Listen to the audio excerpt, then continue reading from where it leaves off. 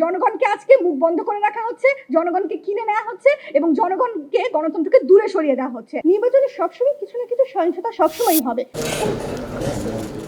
Debate for ডেমোক্রেসির আয়োজনে রবিবার বাংলাদেশ চলচ্চিত্র উন্নয়ন কর্পোরেশনে গণতন্ত্র সুসংহত করতে নির্দলীয় স্থানীয় সরকার নির্বাচন নিয়ে ছায়া সংসদ বিতর্ক প্রতিযোগিতা অনুষ্ঠিত হয় এবং জনগণকে গণতন্ত্রকে দূরে সরিয়ে দেওয়া হচ্ছে। প্রধানমন্ত্রীর বাংলাদেশের এই গণতান্ত্রিক দেশের ব্যবস্থায় এমন একটি সিঙ্গেল ক্ষেত্র দেখিয়ে যান যেখানে সম্পূর্ণ রাজনৈতিক প্রভাবমুক্ত এবং প্রশাসনিক প্রভাবমুক্ত কোনো কিছু রয়েছে কিনা। ভোট কেনা বেচা টাকার খেলার কথা আপনাদের বক্তব্য শুনে মনে হচ্ছে আপনারা আমাদের পক্ষে বক্তব্য দিয়ে গেছে। নির্বাচনে সবসময় কিছু না কিছু সহিংসতা সবসময়ই হবে, কিন্তু আমরা আজকে বিতর্ক করছি কোনটা বেশি ভালো, সহিংসতা কোথায় কম হবে আর কোথায় বেশি হবে। আজকের এই নির্দলীয় নির্বাচন ব্যবস্থায় সহিংসতার পরিমাণ সবচেয়ে কম, যেখানে ছিল মাত্র 4 জন, আর আপনাদের দলীয় ভিত্তিতে নির্বাচনের জন্য সহিংসতা মাত্রা বেড়ে হয়ে গেছে শতাধিক।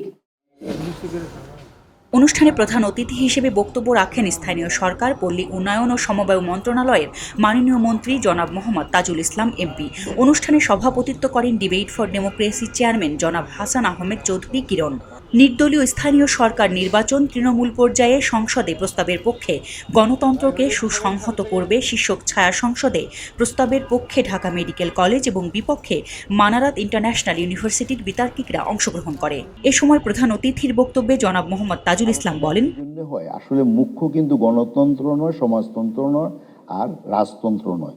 এখানে বিষয় হলো মানুষের অধিকার প্রতিষ্ঠা করা, মানুষকে উন্নত জীবন দেওয়া, মানুষ সুশাসন দ্বারা পরিচালিত হওয়া, ন্যায় বিচার নিশ্চিত হওয়া এবং প্রত্যেকটি মানুষ তার অধিকার নিয়ে বাঁচা এবং ভবিষ্যৎ জেনারেশনকে যাতে নাকি তাদের রাইটলি গ্রোম আপ হওয়াতে যে সমস্ত প্রতিবদ্ধকতা আছে অথবা বিভিন্ন সময়ে উদ্ভাবিত হয় সেগুলোকে আপনার ইলিমিনেট করা অথবা রেডিকেট করা।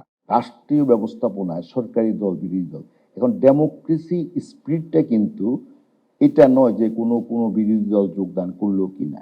ওটা participatory election does not mean যে অমুক দল যোগদান করতে হবে, অর্থাৎ জনগণের অংশগ্রহণ করতে হবে, প্রতিদ্বন্দ্বিতামূলক নির্বাচন হইতে হবে। এখন প্রতিদ্বন্দ্বিতা কি একই দলের ভিতরে হবে না অন্য দলের ভিতরে হবে, অথবা নিরপেক্ষ প্রার্থীদের মাধ্যম দিয়ে নির্বাচন প্রতিদ্বন্দ্বিতা হবে, তার মাধ্যমে নির্বাচন হবে। তো সেটাকে আসলে ডেমোক্রেটিক প্রসেস।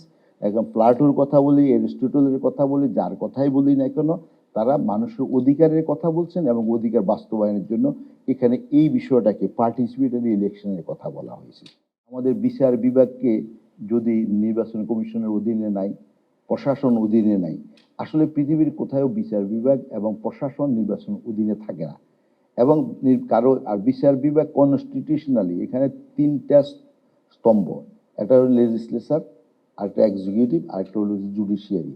তো জুডিশিয়ারি সবসময় স্বাধীন। এখন আপনি বলতে পারেন যে কেউ কোথায় যদি কোনো রকম ইন্টারফিয়ারেন্সের কথা বলবেন, এই সমস্ত কথাগুলো আমরা বলতে পারি, বিচ্ছিন্ন কোনো কথা কোথায় যদি কোনো কিছু হয়ে থাকে তো এটাকে আমি জেনারেলাইজ করতে পারি না। আর এরপরে এখন প্রশাসনের কথা, প্রশাসন সবসময় সরকারের অধীনে থাকবে এবং সারা পৃথিবীতে সেটাই আছে। সভাপতির বক্তব্যে debate for democracy chairman Hasan Ahmed Chowdhury Kiron বলেন, অংশগ্রহণ করবার জন্য তারা ব্যবস্থা গ্রহণ করেছেন। অন্যান্য যারা আছেন তাদের মধ্যে কেউ কেউ কিন্তু আবার প্রতীকও করছেন এবং তার মধ্যে আমরা দেখেছি যে ছোট ছোট কয়েকটি দল তারা প্রতীকী নির্বাচন করতে পারছেন। কিন্তু এখন এই নির্বাচনটি কেন আওয়ামী লীগ সরকার বা আওয়ামী লীগ বিনা প্রতীকে করতে যাচ্ছে? এই নির্বাচনটিকে উৎসব মুখর করবার জন্য, যাতে অভ্যন্তরীণ কোন্দল রয়েছে সেই কোন্দল যাতে না থাকে, অংশগ্রহণমূলক করবার জন্য আওয়ামী লীগের পক্ষ থেকে এই নির্বাচনকে তারা বিনা প্রতীকে করবার চেষ্টা করছে। কিন্তু এই নির্বাচনে কি আসলে যে প্রধান যে দলটি হচ্ছে বিএনপি, যারা মাঠের দল, সেই দলটি যে অংশগ্রহণ করছে না, সেই দলটিকে অংশগ্রহণ বিহীন এই নির্বাচনকে কি আসলে সকল কিছু মিলিয়ে আমরা অংশগ্রহণমূলক নির্বাচন কি আমরা বলতে পারি কিনা? ডিবেট ফর ডেমোক্রেসির আয়োজনে নির্দলীয় স্থানীয় সরকার নির্বাচন তৃণমূল পর্যায়ে গণতন্ত্রকে সুসংহত করবে শীর্ষক ছায়া সংসদে বিজয়ী হয় ঢাকা মেডিকেল কলেজ। প্রতিযোগিতায় বিচারক ছিলেন অধ্যাপক আবু মোহাম্মদ রইস, সাংবাদিক মাইনুল আলম, সাংবাদিক মশিউর রহমান খান, সাংবাদিক মোহাম্মদ হুমায়ুন কবির এবং সাংবাদিক সাদিয়া আফরোজ। প্রতিযোগিতা শেষে বিজয়ী দলকে ট্রফি, ক্রেস্ট ও সনদপত্র প্রদান করা হয়। এলো খবরের কাগজ, নিখাত, নির্ভীক, নিরপেক্ষ।